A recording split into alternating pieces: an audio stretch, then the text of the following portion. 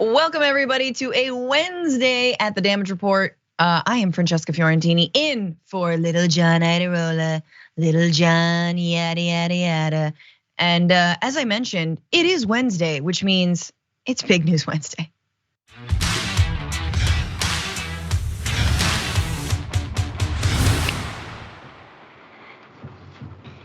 And joining me for Big News Wednesdays, as always, Jayar Jackson. Jayar, I was half expecting the intro to your show.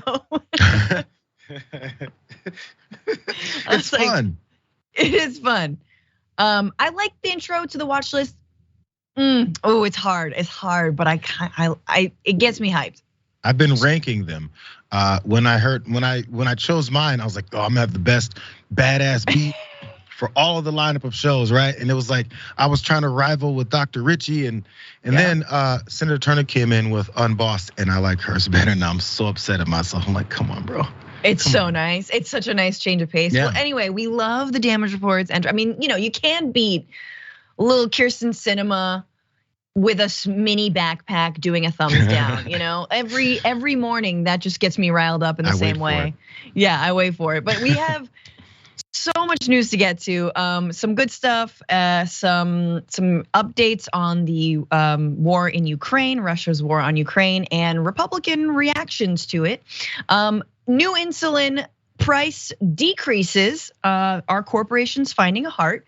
And then a right-wing influencer completely stumped when asked to define the word woke. Yeah, we all knew this was gonna happen. And here we have the evidence. They have no idea what it means.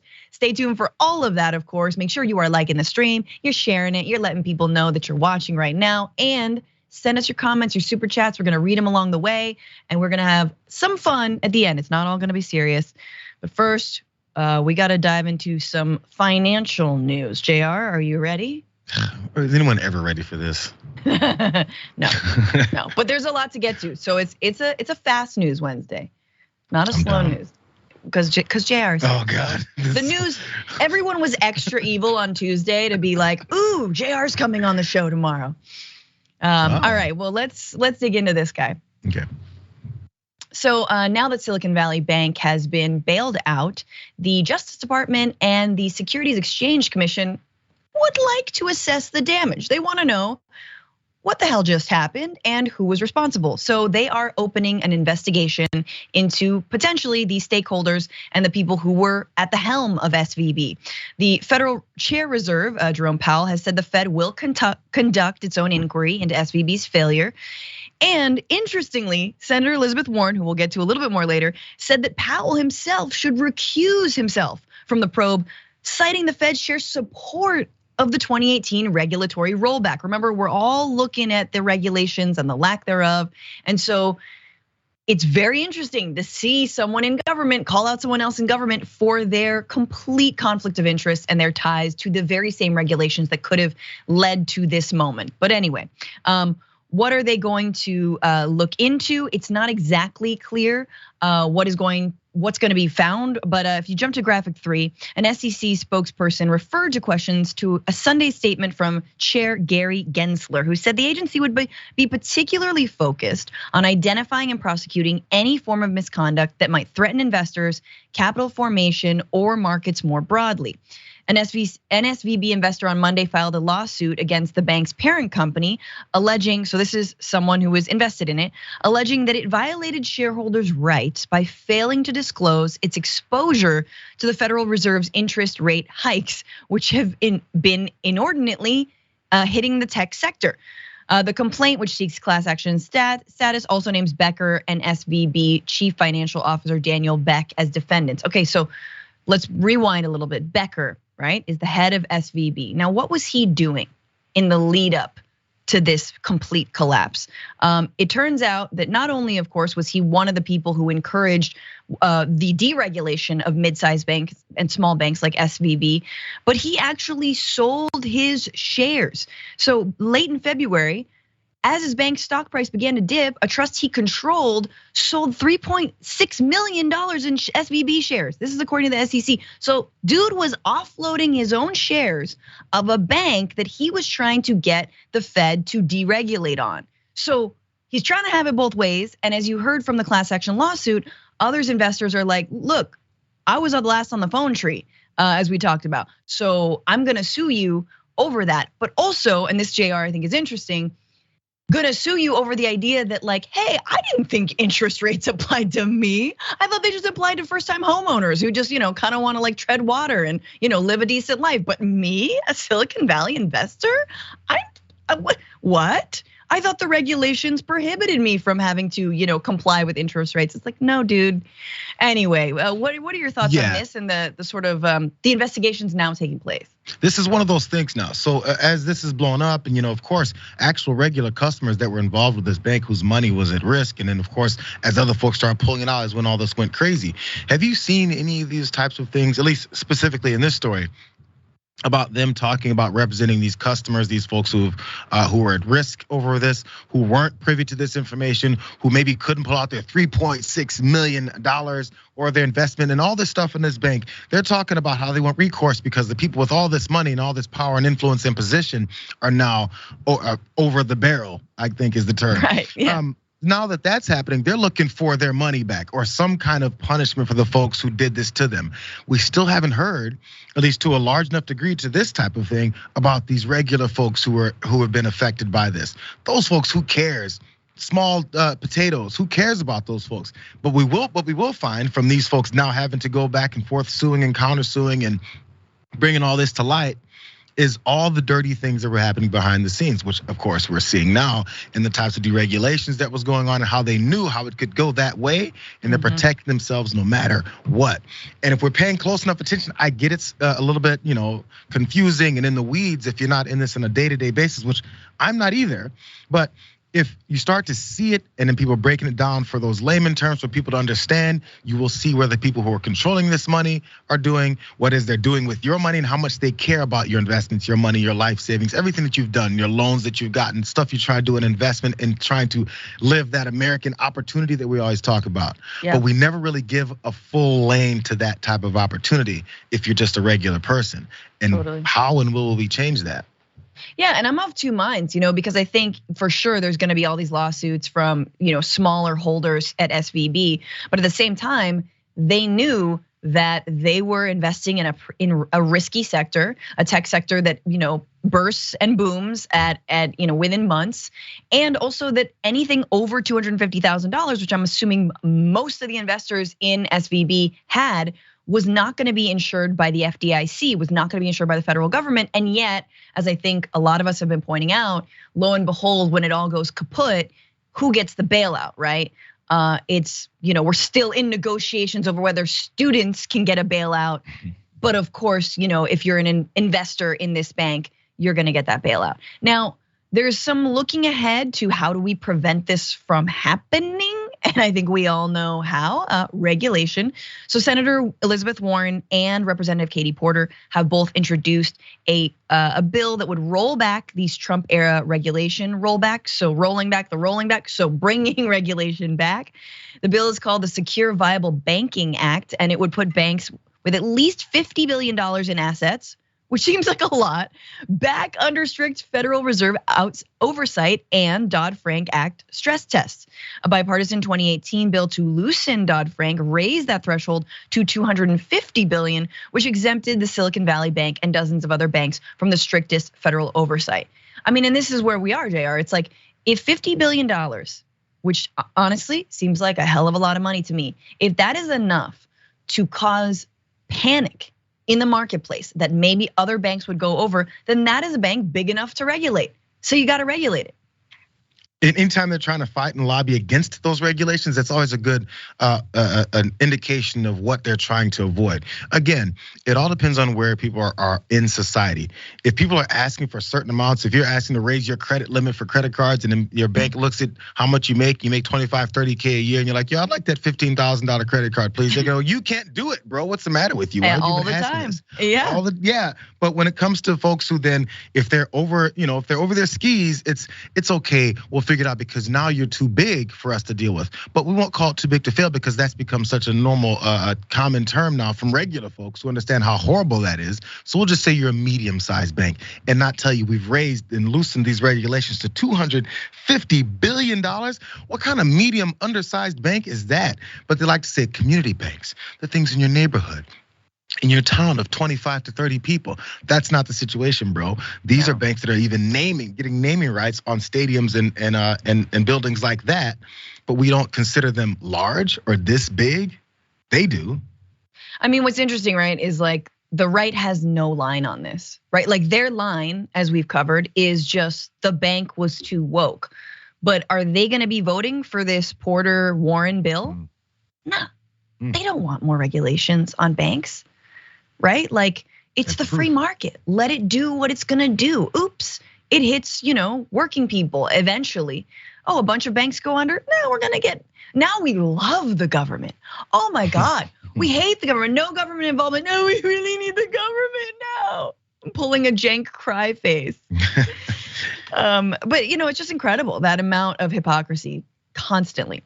And of course, two senators are just known for being experts in the art of hypocrisy. And they're getting a lot of attention for their former vote to deregulate these banks in 2018. That's Kyrsten Sinema and Joe Manchin, yes, of course. So now they're facing some heat and maybe assessing their former selves and this vote that they took. So CNN's Manu Raju did talk to Senator Manchin. I feel like the two of them are just like constantly bantering and it's very fun. But so Manu, this is on Twitter, writes, I asked Manchin if he would vote the same way that he did in 2018, again, for rolling back these regulations on the Dodd-Frank rollback. Quote, oh no, you look at it differently now. You'd never thought this would have happened in the smaller banks. Asked if he's open to more regulations now. I'm open to making adjustments. Okay. All right, we'll see about that. Then he continued that still allow the small community and rural areas, okay, to still function without over-regulating to the standpoint where they can't participate or they go out of business. You make an over-regulation to the point where they just can't function, and you've got to be careful of that. Manchin added it was not, however, a mistake to vote for the 2018 law, which is like, okay, all right. Not at the time, he said, arguing the changes were needed to help smaller banks that serve rural areas. I know they have to survive, he said. He said bank examiners should have raised red flags on SVB. Okay, let's just take this for parts. So yeah, we got to look out for the small banks, the rural banks. Look, I said this on Monday, I'm invested in a credit union. Like I like to support local banks. I don't want to see them go under. Which bank went under? Was it a mom and pop credit union in a rural area? No, it was a place in one of the richest districts, one of the richest zip codes in the country, in Silicon Valley, with tons of VCs flying in, the land of Musk, the land of Zuckerberg. That's the bank that went under, all right? So it's all the same BS when they say like, we really want to support small business owners. Jayar, who do the small business owners tax breaks? Who does that actually help? Massive corporation. 100%, and this is the thing. Anytime people are seeing the fallout from this type of stuff, and I'm sure people are reading and trying to find out behind the scenes, what is it this means? What are they gonna do about this? It's always the next step.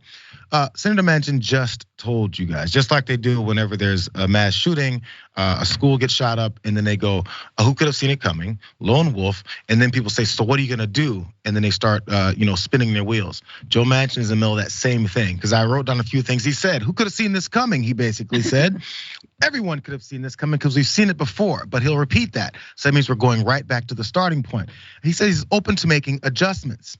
What adjustments, Senator Manchin? How so? Because he's saying basically, I wouldn't do the same thing I did in 2018 because things are different now. So you would think he would then be against 2018's decisions. Instead, he said, no, actually, those bank examiners should have been all over it and pulling up those red flags. If those bank examiners then notified you of these red flags, what would you have done about it? Because you already voted in favor of this type of loosening of these regulations and all this stuff already. So what would you have done differently? Would you have advocated for it? Would you have introduced a bill? Would you have asked for some amendments? Would you have tried to change the mistake? Because the red flags were raised. So after the fact of the red flags not being raised and the who could have seen it coming, you can always talk back and say, I would have done it differently, until someone says, so what are you gonna do now? And all they have is the same circular argument. So we're back at the beginning. He will do it again. He just said it in a longer version of that. I mean, exactly. The pushback question, and I'm maybe Manu Raju asked him this, is will you raise the barrier for even a penalty of a red flag? Like, I mean, I'm not a sports person, but if you're like, unnecessary roughness is no longer a thing. So you all can just kill each other on the field, then who's gonna put a flag on the ref's not gonna do anything because suddenly the rules have changed. So again, this being like, well, they should have raised a red flag. Bro, you voted for the rule change so that no one would be even looking at them. No one's even examining what they're doing. Because again, the threshold was raised to $250 billion. Which is like how many towns across this country have budgets way smaller than a $50 billion operating budget? Yeah. Anyway, billion with a B. Billion. There's of course the other side of this, which is the tag team of awful, Senator Kyrsten Sinema, who also voted for this rollback and is now being hammered by Ruben Gallego, who is challenging her in that Senate primary in Arizona. He tweeted, "What's the difference between me and Kyrsten Sinema? When the bank lobby asked me to weaken banking regulations, I said no. When they asked Sinema, she asked how much and then voted yes. This is a consequence of choosing to side with Wall Street banks." And then he continued, "Kyrsten Sinema got the same info I did. In my mind, this is the most salient example of how we are different. I voted for Arizonans, Sinema voted for Wall Street bankers." I think that is, put that on a billboard, make ads about that, say that 1,000,000 times over, right? Because we know that, left, right, it doesn't matter. In Arizona being sort of a swing state, talk about the haves and the have-nots. Talk about the people who did favors for big banks and big money and people who sold you down the river, right? That messaging works so well. And so again, I know I'm getting texts from Ruben Gallego's team. I'm sure everyone is seeing it. Y'all, we should very much support his campaign and his efforts now. Because God, we need to get this woman out of power. Pay attention to what she's gonna be saying, because they like to say all these nice, very salient things when they're running and they're trying to get back into office. And then once they're back in, the money goes back to controlling them. How much have they been getting from these folks, and how much do they expect to then help them out in that next race? It's all they care about. So go back to what they're saying versus what they're doing, and let's not forget about what they're doing. We like to be stuck with what they're promising. What have they done? How many times have you been screwed over in these types of situations? That's what we have to remember, and that's why the billboard should be there, as you pointed out, Francesca.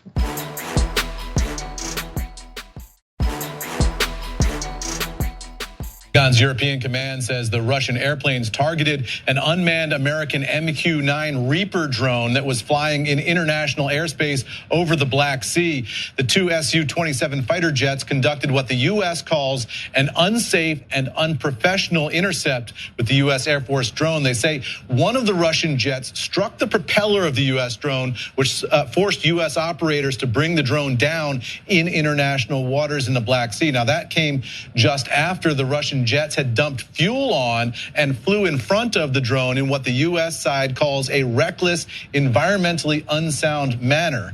The American military says the incident demonstrates a lack of competence on the Russian side, and the United States also says Russian pilots have engaged in a pattern of dangerous actions over the Black Sea, which the Pentagon says are dangerous and could lead to miscalculation and unintended escalation.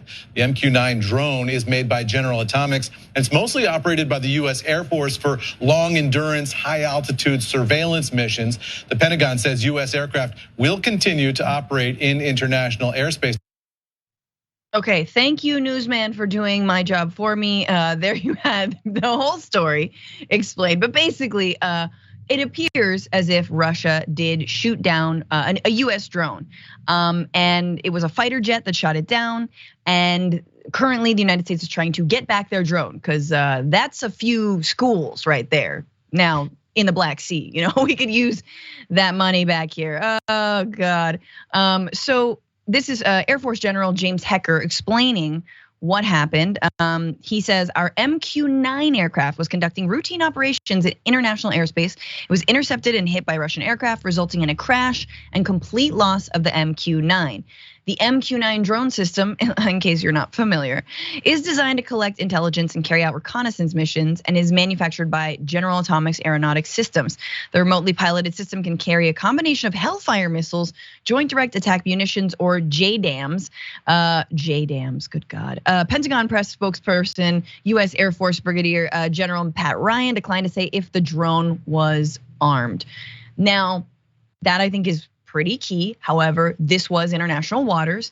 And it does appear that the fighter jets were like kind of messing with this drone. Like they did dump fuel on it. And then it appears that the way that the drone actually fell was that one of the fighter jets like hit it and then it fell. So it might not have necessarily been downed on purpose. So let's just jump ahead to the Russian military's defense, Ministry of Defense said its two fighter aircraft did not come into contact with the US drone. In other words, it fell to its own death. In a statement posted on its official Telegram channel, the ministry said the drone was flying with its transponders off near the Crimean Peninsula when it went into, quote, unguided flight and then fell into the water. Okay. However, it does seem like it was deliberate. So there was a collision. Now, just so you guys remember, Russia did annex the peninsula of Crimea on the Black Sea. So this is all, they might say it's not international waters. They might say, no, that's ours. But what do you, Jayar? It doesn't appear that the United States is going to retaliate. But Ned Price, the State Department spokesperson, says they're engaged at senior levels. They're talking to him. They're shaking their finger vigorously. I'm trying to figure out how often these types of things happen. First of all, because there's always drones or we talked about the spy balloon over the United States and China and all that stuff. How often these types of things happen without it having so much media coverage or political implications, or then when we start to find politicians and pundits talk about these things so much that then go, because what I'm hearing as a direct result of this is not how did this happen, what is it, under what circumstances could this have happened, what kind of information was this drone potentially collecting or surveying or whatever reasons that it was there. I feel like none of that's really been discussed in depth because I guess it's too boring for everyone else. Instead, we have to talk about whether or not we should go into war, because that's all I'm seeing. Yeah. And people talking about, what would Ronald Reagan do? Stuff like that. That's where we go instead of talking about why. Because obviously the vast majority of us are not involved with the procedures going in this, why this drone is over those waters. Maybe even why that they consider the Russians aircraft shot it down or collided with it or whatever it was. All that information doesn't matter because all we're worried about is what are we gonna do about it? Look how weak everyone is. Mm-hmm. And that's where we boiled it all down to just that. And that's the biggest illustration of our knowledge of our foreign policy, what it is we're involved in, and what we should do when something like this happens. So maybe we shouldn't be trying to tell people what to do when we don't know. Absolutely. I mean, what's interesting about this is it doesn't fit the right-wing narrative, right? And we're gonna get to that after the break. The right, sides with Russia largely, right? They believe that Ukraine started the war, that Biden started this war. And so you're not hearing Marjorie Greene, at all get upset about the downing of a US drone, at least not yet. I mean, she might find a way to spin it, because that would imply that we should be, rightfully standing up to Russia. Instead, it is, oh yeah, what about the Chinese balloon, this balloon, and the China. Now again, as Jayar said, I'm not advocating that we necessarily retaliate. I'm like, yay, one less drone in the sky. To be totally honest with you, I don't want any drones, and definitely not armed drones. Which, if they're declining to say whether it was armed or not, it probably was armed. And so these are the kind of ridiculous things that can spin us out into a hot war. You could argue we are in a cold war vis-a-vis, a proxy war vis-a-vis Ukraine in, between us and Russia. But here you have just like drones out there willy-nilly. How many drones are out there? How many drones could potentially start just a little spark that is necessary for a full-blown war? So I mean, I feel like we're in this moment where average Americans have no control over, hell, the military budget, number one, but two, definitely these armed drones that are flying out there. And yet we might be one day called up to fight a war that started because an unmanned drone got, fuel dumped on its head. Yeah, we always talk about the triggers that happened in history with wars and the small things that potentially happen and misunderstandings and all that. But by the way, Francesca, you asked, and just a quick search, maybe not this particular one, maybe there's other elements to it. Each of these MQ-9s, roughly $32 million. Stop it, come on. How many schools? I don't know, maybe a couple, I guess. Yeah, Christ.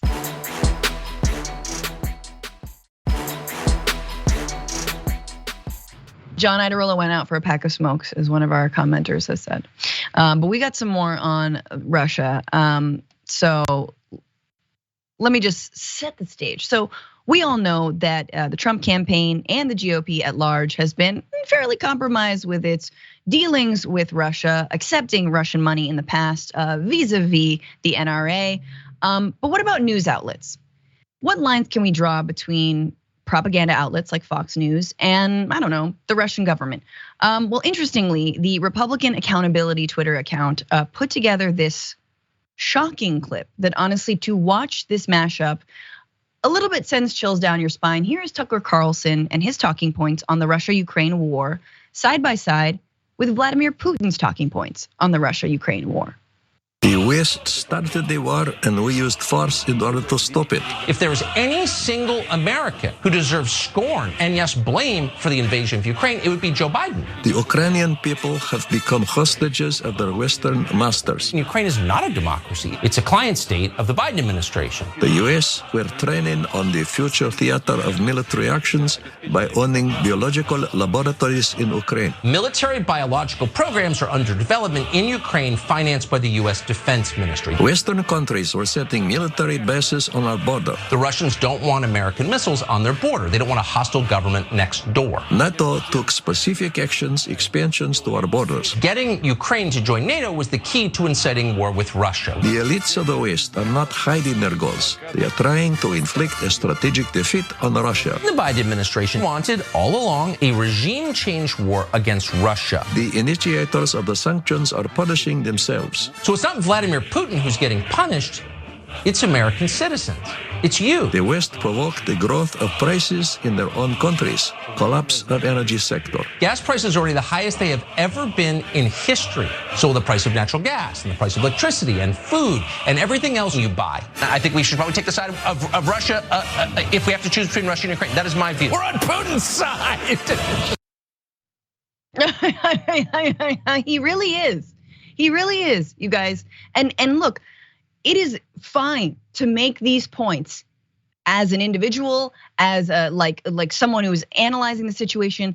It is very different to use almost the exact same language as the Russian government uses on your primetime Fox News cable show that is one of the most watched in the nation. And that is what is directly being fed into the American people every single night. He's parroting, Biden started it. It was the NATO expansion, exactly. It was the biological weapons. The American citizens are the ones who have been punished, right? Now, to be honest with you, I think there's a shred of reality in the ways that how could the Biden administration, how could the Trump administration, how could the Obama administration have taken steps to de-escalate any kind of hostilities with Russia to get to the point where we wouldn't have necessarily this invasion? I don't know. Again, Russia invaded Ukraine, y'all. Russia invaded Crimea first in 2014. So but it's fine to ask questions. It's very different to literally parrot what Putin is saying, and it sends chills down my spine because I'm like, okay, well, there's got to be some money on the table here. I'm trying to figure it out too, because this is the thing, and it's been across the board. I mean, it's not just Tucker Carlson. We saw it from the beginning, as these talking points were hitting. And it's the sad part. What I think, this is at least my speculation, it's still strictly based off of normal American presidential politics. So once Donald Trump was saying, "You guys know, if I was still in office, this stuff would have never happened," and then they have to now parrot that and say that because all they're worried about is then trying to reinsert their folks back into office, so they can continue to carry out whatever policies that strip certain Americans of their rights, but then also help benefit other certain Americans financially over others, and put this into place in that law. And they don't go even further than that. So even when it comes to an international conflict, who cares about understanding it? Who cares about actually telling the truth about how it started? All we care about is, since Trump is not in office anymore, here's an opportunity. This is not a well thought out intellectual argument. This is an opportunity for me to use this to then push my same home American political points to my audience, so they can maybe vote a certain way. It starts and ends there, and it's the saddest part about this. And for folks who do understand it and then try and tell you the differences and the problems and the reasons behind the maybe America's part in this to a degree, then they go, "Oh my God, I don't understand that stuff," or they just don't listen to it because we're too busy then talking about, well, if Trump was in office, Putin would be shaking his boots. What kind of analysis is that? Who knows that? Did you interview Vladimir and be like, and Vladimir told me, and my name is Joe Schmo in Alabama, that he would be totally scared if Trump was still in office. He never would have done this. Probably wouldn't have, because he wouldn't want to disrupt his presidency and have all these arguments happening while he's there, because he was his parrot. We saw it happen in Helsinki. You're totally right. Oh my God, that I can't. I mean, another moment that's stuck in my brain is that Helsinki meeting. Yeah, he wouldn't have. He would have behaved very differently had Trump been president. He would have just annexed all of Ukraine, and you wouldn't have done f all. And it reminds me, in terms of scoring political points, it reminds me under Obama when he did sign the Iran deal, right? What happened? Extremists in both Iran and the right here, Tom Cotton, freaked out. Hated Obama for doing any kind of diplomacy with Iran, and only used it to score political points. No thought to, hey, we're de-escalating a situation, we're helping, disarm Iran, nuclear Iran, right? Or nuclearizing Iran. And then what they do, they invite Benjamin Netanyahu, the then prime minister and prime minister of Israel, to come and speak to Congress, basically like dancing on Obama's stage, right? Being like, oh, this is, and they did it all for political points, right? So again, the right dabbles in what I would say like low-key traitorism in order to score points against their political opponents, and also, yes, with no eye to actually what's going on the ground. Now, in news from worst man makes good point. Senator Lindsey Graham is hitting back against people like Tucker Carlson, like Marjorie Greene, like Matt Gaetz, and so many other Republicans who have absolutely given a pass to Russia for their aggression in Ukraine. And he's tweeted a thread that makes kind of some sense. He says, to those who believe that Russia's unprovoked and barbaric invasion of Ukraine is not a priority for the United States, you are missing a lot. He goes on to explain, I don't know if we have any of the other tweets, but he goes on to explain how this started. He even brings the receipts. He's like, look, in '94, in exchange for for Russia's recognition of Ukraine's sovereignty, meaning we're not going to invade you, they willingly gave up their nuclear weapons. Ukraine gave up nuclear weapons, which I think is a big, bold, and important move, right? And then Russia was like, tight, you don't have nuclear weapons, and we can invade. I mean, granted, it was 10 years later they invaded the Crimea. So it is interesting to see this rift in some of the on the right in terms of people who believe that Russia is actually a threat and those who do not. And then of course the question is like, well, Lindsey Graham's also a total hawk, so he probably wants even more money for the Pentagon budget. He's not saying this because he's a good guy. He's being honest about this one particular conflict. But it doesn't mean he's not like a total hawk who's gonna send us into even more endless war. And isn't that sad? That we still have that. And I was talking about the presidential politics. And then as you point out, there's Lindsey Graham with his military politics, or the money going to the military politics, or the fact he likes seeing war, or at least some kind of supremacy as far as conflicts from America over other countries. Whatever the motivations are, people have their own small side notes and reasons why they're doing it. And as we discover them, then that gives you a better approach to seeing why people are saying what it is that they're saying. Even if, as you point out, it appears to be right in this particular situation, right? This particular sentence and a few tweets that he tossed out. Totally, it's what we do with that information that really matters.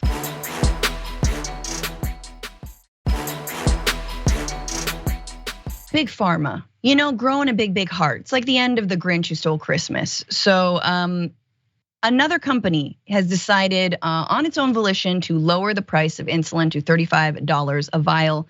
We'll get into why that's not actually that low. But Novo Nordisk says that it's gonna slash their prices of insulin pens and vials up to 75%.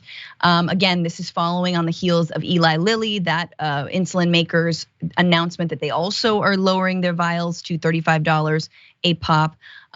However, they're not necessarily reducing the overall out-of-pocket expenses. So this is really important to understand as we go forward with the story. $35 is not the same $35 that Joe Biden has proposed would be the monthly cap on insulin for Medicare recipients. This $35 is $35 a vial. Now, people with diabetes and who need insulin, they're going through multiple vials a month, right? I mean, you guys can chime in, but from what I've been looking at, it's like 6 to 10 vials. It all depends on, the severity, the type of diabetes, et cetera, what you've been given. So just keep that in mind. But after the reductions, Novo Nordisk, Novolog, and Novolog Mix 70/30 will cost just $72.34 a vial, and $139.71 per flex pen. Also, the company is lowering the list price of Levemir and Novolin by 65% to $107 per vial and $161 per flex pen for Levemir, and to $48 per vial and $91 per flex pen of Novolin. So these are all different kinds of insulin meds and pens and whatnot. Now, again, I said the $35, that doesn't apply here, right? They're still like up to $70 a vial. And I know what you guys are thinking. If it's 75% that they've slashed by, holy crap, people were paying, upwards of $200 or more. But okay, so Novo Nordisk's move comes 2 weeks after Eli Lilly announced a series of price cuts that would lower the price of most commonly used forms of insulin by 70%. Eli Lilly also said it will automatically cap out-of-pocket insulin costs at $35 who have private insurance and use participating pharmacies, as well as expand its insulin value program, which caps out-of-pocket costs as $35 or less per month for people who are uninsured. So Jayar, I'm just lost in the space-time continuum of our private and health insurance programs, big pharma and all this, because basically, if you do buy your healthcare on the marketplace and you have that, this doesn't apply to you, right? So there's all kinds of reasons why people are gonna still be paying more than $35 per vial. And of course, as we saw with Novo Nordisk, they're not going down to 35. They're going down to 72. The headlines when it comes to benefiting these folks and the things that have happened would be like, oh, look, it's capped at $35, as you point out. But then again, what are the details of that? Because we don't read past headlines, then we go to the details, and it's more than just Eli Lilly, first of all. But then again, how about that $35? Because we've come to accept in our kidnapping that we should then even be paying $35 again for something that was already developed. Taxpayer funded. I think I'm on the right medication here. Taxpayer funded. So you've already paid for this.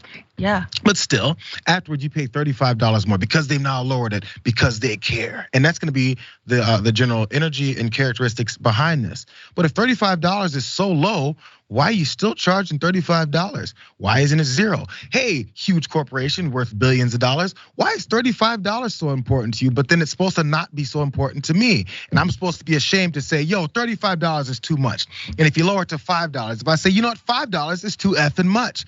I'm a cheapskate. Maybe I'm the person who's trying to get by on the system, but who never gets that characteristic? The billion-dollar company who's still charging $35, not on a capped version for the month, but per vial. And then other companies who charge much more for other things. Yes. For some reason that characterization never comes to them. It only comes to the consumers. Yes, we should be very stingy. We should be talking about how, yo, that's still too much. I've already paid for it.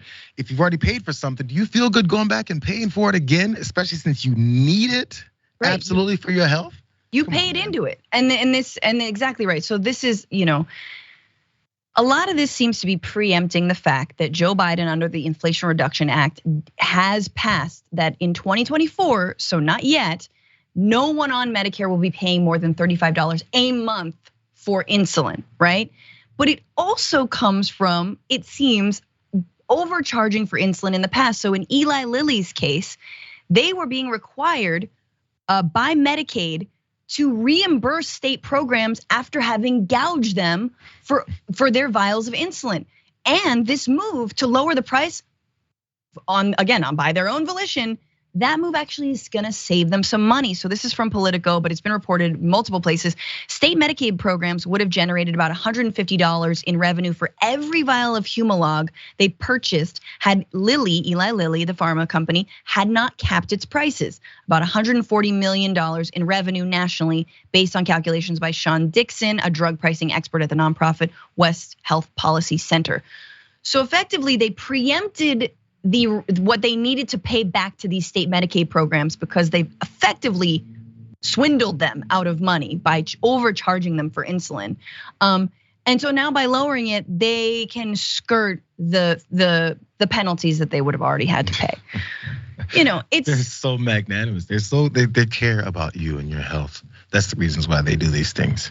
Okay, yeah, and let's just jump down before we take this break to graphic 7. I just want everyone to know, a Yale University study published in July 2022 found that 14% of insulin users are spending at least 40% of their income after food and housing costs on insulin.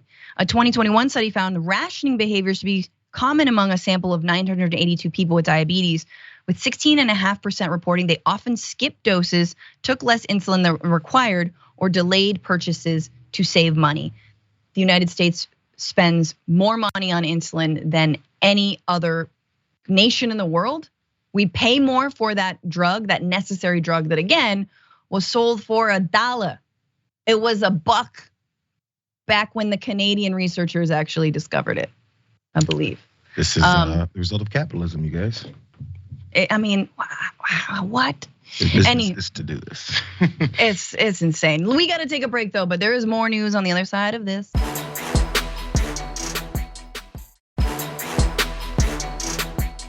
This afternoon in Federal District Court for the Northern District of Ohio, the state of Ohio has sued Norfolk and Southern over the February 3rd derailment and subsequent toxic spill that occurred in the village of East Palestine.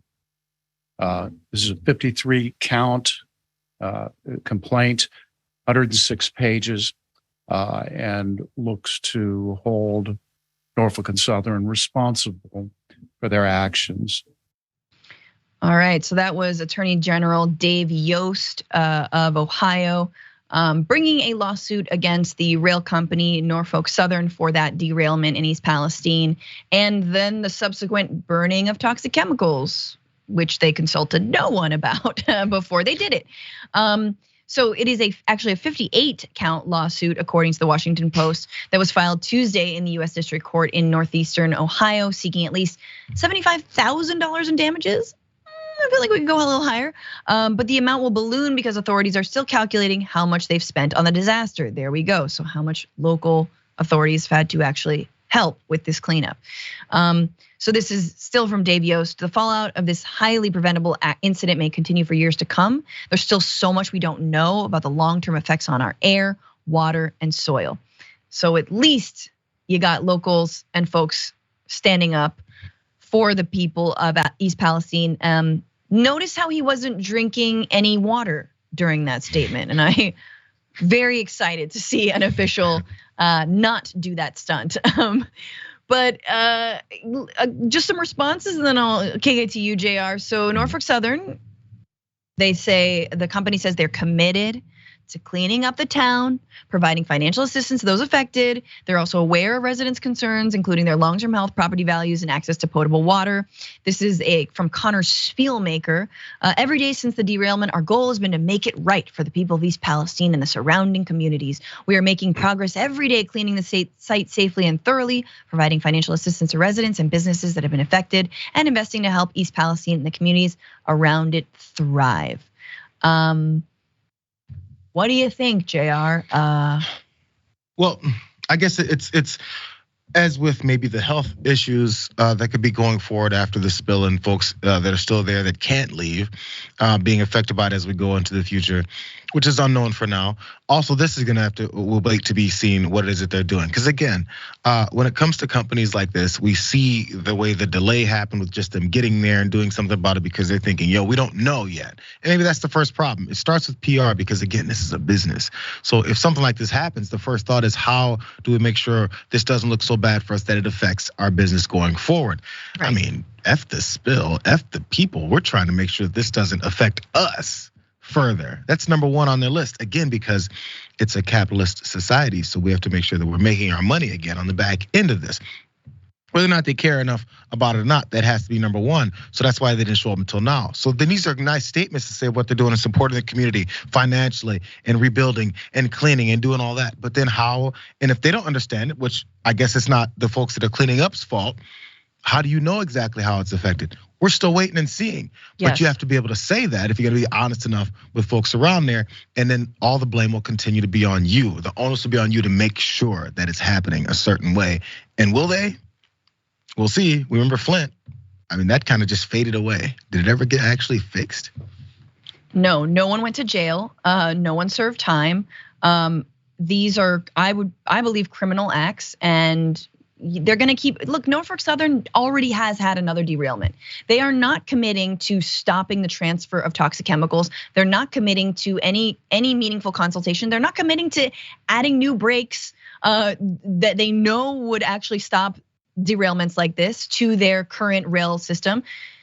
And we're just kind of on a wing and a prayer, like, hey, I guess we hope that they do the right thing. And so of course you're gonna get a lawsuit thrown at you, because that is sort of how we do it in this nation, that we don't have regulations. We have after the fact lawsuits to try and make people whole. But of course, how much is gonna make you whole when you straight up can't drink your own groundwater? Let's pivot one last story. If we can do this, let's just jump right in. That is not okay. No, is lesbianism okay? It is. Yeah. No, it isn't. Why isn't it? Because you touch children, you rape children. I touch children. Yes, because you're all evil. Oh. You're evil. God doesn't want you to talk that way to people. Do you go to church? Oh, I'll record you all day. Do you go? Oh, sweetheart. You know who I work for? You know who I work for? Do you know who I am?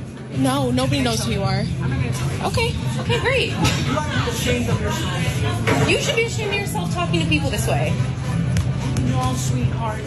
Yes, sweetheart. I'm actually very proud. Are you the manager? Yes, I'm the manager. Oh, okay. I'm gonna need your name.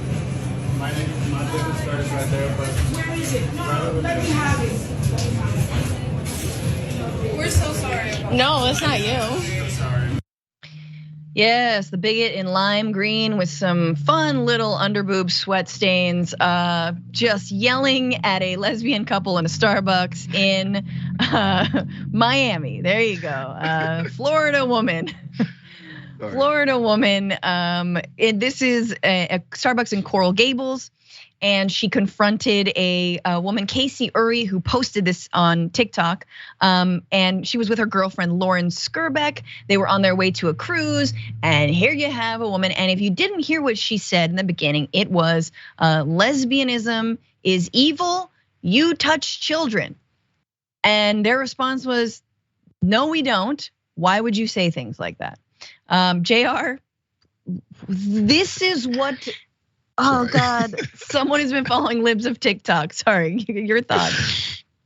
I'm glad she has her shoes to match the dress. That's the first thing I noticed. She does color coordinate, and I appreciate that. But again, this is the same thing we're talking about. This lady's now been weaponized to go out in the community. Sorry, I'm actually crying. To go out in the community and harass people, and she has this belief that folks are coming for her. I'm sick of these LGBTQ plus pushing their lifestyle on me. Bro, you're in the middle of a public place. You're in a restaurant you don't have to be in. Get your ass out if you don't want to see them sitting there. What kind of lifestyle have they been pushed on you from standing there? Dry shirts? Sorry. No, I think it's funny. It's also like really upsetting to me because you touch children because you are gay is just, you've been watching Fox. That's all you've been watching. You've been watching libs of TikTok and Shia, whatever the hell her name is, saying they're evil, they hate us, that you've been watching Matt Walsh, and it's disgusting. And here you see people who do not have independent thought just regurgitating and regurgitating and regurgitating. And then she just looks like a human regurgitation. That does it for this portion of the show, y'all. If you are watching on linear, you can't no longer. But Francesca Fiorentini here and Jayar Jackson there will be back on YouTube with more. So don't go anywhere.